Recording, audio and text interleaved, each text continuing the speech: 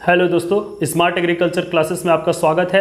आज हम जिस टॉपिक में चर्चा करेंगे उस टॉपिक का नाम है वर्मी कंपोस्ट। यह जो वर्मी कंपोस्ट जो है वो आपके गोबर खाद और कंपोस्ट खाद से बिल्कुल ही अलग खाद है। बनाने का तरीका सेम है लेकिन थोड़ा सा इनसे अलग है। अब इसमें देखिए नाम में आंसर छुपा है कि केचुआ खाद, यानी कि ये जो केचुआ है, केचुआ के अपघटन से बनाया जाने वाला खाद है। कहने का सेंस यह है कि जिस टंकी में हम खाद डालेंगे बनाएंगे उस टंकी में हम डाल देंगे केचुआ, केचुआ उसको खाएगा और अपने पेट से बाहर निकालेगा।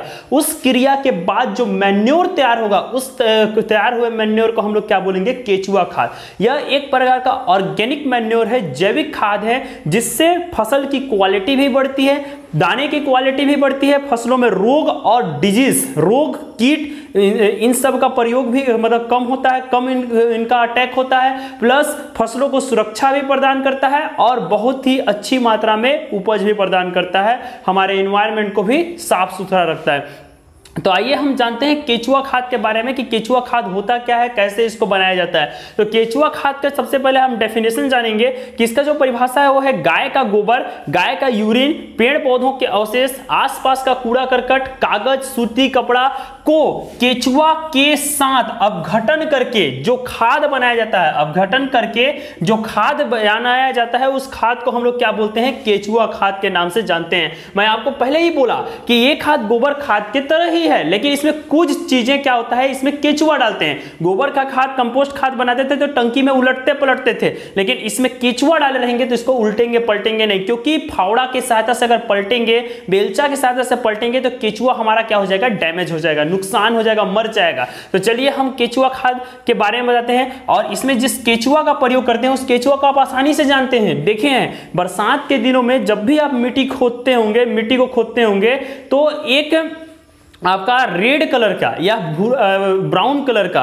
एक कीड़ा निकलता है, लाल लाल कलर का, लंबा लंबा, इतना लंबा साइज का जो कीड़ा निकलता है, उसी कीड़ा को हम लोग केचुआ के नाम से जानते हैं, जिसको किसान का मित्र भी बोलते हैं। याद रखिएगा, पूछा जाता है कभी कभी कि किसान का मित्र किसे कहते हैं, तो केचुआ को बोलते हैं। ये केचुआ क्या करता है? केचुआ मतलब जमीन के अंदर जो पेड़ होते हैं उसमें जो रूट्स पाए जाते हैं, इसमें जो गांठ बनाने का जो काम होता है वो काम कौन करता है? केचुआ।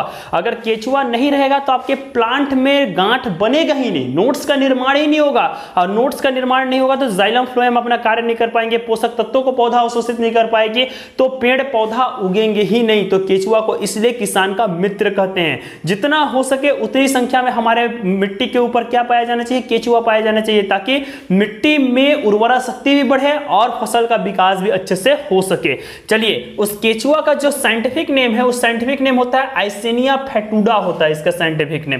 और केचुआ खाद बनाने के लिए हमको इंडस्ट्रियल वेस्ट मटेरियल, शहर का व्यर्थ कचरा, जानवरों का गोबर और यूरिन, गोबर गैस का गारा, व्यर्थ कागज व सूती की कपड़े, वानिकी यानी पेड़ पौधों के अवशेष और कृषिगत अवशेष, इन सभी चीजों की अपने को आवश्यकता पड़ती है। इन सभी चीजों को हम लोग कहां लेकर के जाएंगे? आप टंकी में, गड्ढे में। तो टंकी हमारा किससे बनता है? ईंट या सीमेंट से, पक्के से बनना होना चाहिए, जिसके लिए 10 फीट लंबा, 4 फीट चौड़ा और 2.5 फीट ऊंचा क्या बनाते हैं हम लोग? टंकी का निर्माण करते हैं। ये टंकी हमारा पूरी तरह से किससे बना हुआ होना चाहिए? पक्के का बना हुआ होना चाहिए।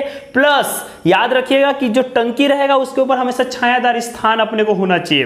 प्लस इसमें नीम की पत्ती का बिल्कुल ही प्रयोग नहीं करते, क्योंकि नीम की पत्ती में पायरेथ्रिन नामक जहर पाया जाता है और जहर के चलते केचुआ क्या हो जाएगा? मर जाएगा। तो हमको नीम की पत्ती का प्रयोग इसमें बिल्कुल भी नहीं करना है। तो फर्स्ट लेयर में हम लोग क्या करेंगे? इंडस्ट्रियल अपशिष्ट पदार्थ, यानी कि जो बड़े बड़े औद्योगिक क्षेत्र हैं, फैक्ट्रियां हैं, उनसे जो कचरा निकलता है उस कचरा को आप इसमें डालिए। फिर शहर का कचरा, नाली का कचरा, टॉयलेट का कचरा, उसके अलावा तुम्हारा जो बासी खाना रहता है उसका कचरा, उन सभी कचरा को आप इसमें डालिए।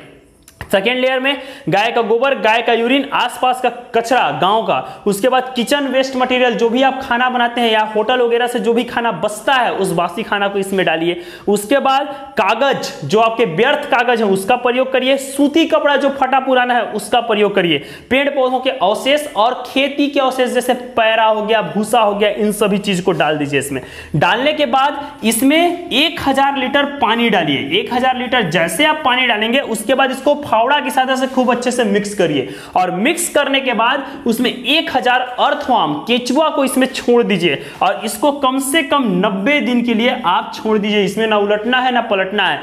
तो केचुआ आपके 90 दिन में इस जो पदार्थ आप डाले हैं उन पदार्थों को खा करके अपने पेट से बाहर निकाल देगा, सड़ा करके बाहर निकाल देगा और उसी सड़े हुए पदार्थ को ही हम लोग क्या बोलते हैं, वर्मी कंपोस्ट के नाम से जानते हैं। और वर्मी कंपोस्ट में हमको 2.5 से 3% नाइट्रोजन, 1.5 से 2% फास्फोरस और 2 से 2.5% तक अपने को क्या मिलता है, पोटास मिलता है। भूमि की उर्वरा शक्ति को बढ़ाता है, सोयल के अंदर केचुआ की मात्रा को बढ़ाता है जिसको किसान का मित्र बोला जाता है। उसके अलावा मिट्टी के उपजाऊपन को बढ़ाता है, जो मिट्टी बंजर हो चुकी है, रेतीली हो चुकी है, पथरीली हो चुकी है, उसकी क्वालिटी को सुधार करता है। यानी हर प्रकार से किसान की ये सहायता करता ही करता है। तो ये हमारे दैनिक जीवन के लिए बहुत ही बेनिफिशियल प्रोडक्ट है जिसको हर किसान भाई को अपनाना चाहिए। उम्मीद करूंगा आपको वीडियो पसंद आएगा। धन्यवाद।